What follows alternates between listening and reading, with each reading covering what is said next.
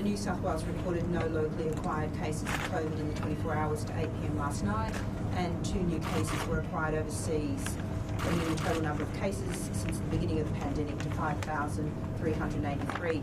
Pleasingly, our testing numbers are staying up, and we've had around 9,659 tests to 8 p.m. last night. So again, a big thank you to the community. It's really important that we continue to come out and get tested.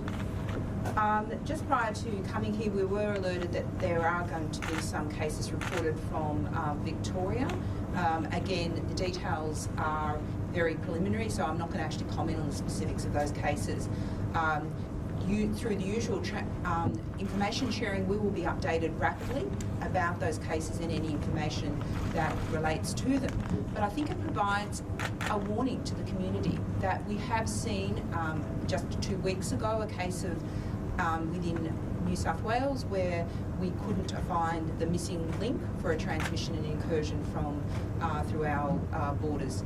Again, we don't know anything about these cases, but again, the risk is that there is an incursion. And you can see how COVID can be transmitted in the community because for many it can be a mild disease and therefore it can go undetected.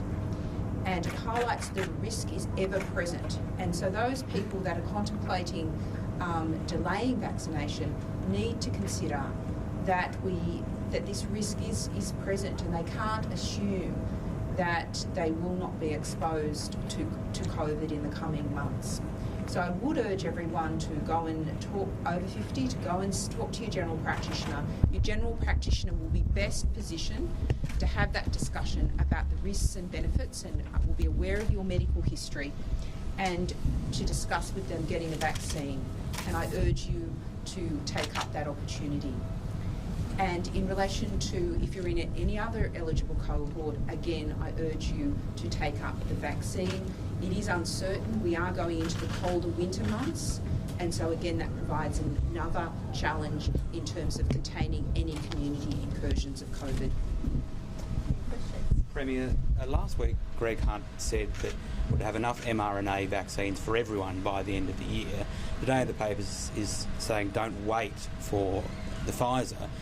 Is some of that inconsistency why we've only seen 1,000 people book in for AstraZeneca this week when you're doing 5,000 Pfizer jabs a day already? I think what's really important to note, and this is why I'm really grateful that Drs McMullen and Hesby are here with us this morning, is that in New South Wales our strategy has always been to have our GPs, the main administrators, the main people who are administering the vaccine. That's always been our policy in New South Wales. But what I offered and what was accepted by the Commonwealth was that if we are keen to see as many people vaccinated as soon as possible, that the state government is willing to help over and above that. So I want to stress that when you look at the number of people that are vaccinated in New South Wales, and now it's in excess of 1 million jabs, that is in large part because of the collaboration between the GP network and the New South Wales government. And I want to thank the people of New South Wales for not only taking our medical advice and health advice during the pandemic, but also now during vaccines. I'm very pleased, given everything that we've considered, I'm very pleased with how the vaccine rollout is going in New South Wales. We've certainly picked up pace. We've certainly now got our systems in place to provide that extra level of capacity.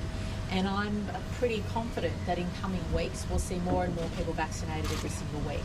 What we need to do in terms of our strategy is maximise all the GPs and the doses they're able to administer, but also maximise what we're able to do from a state level.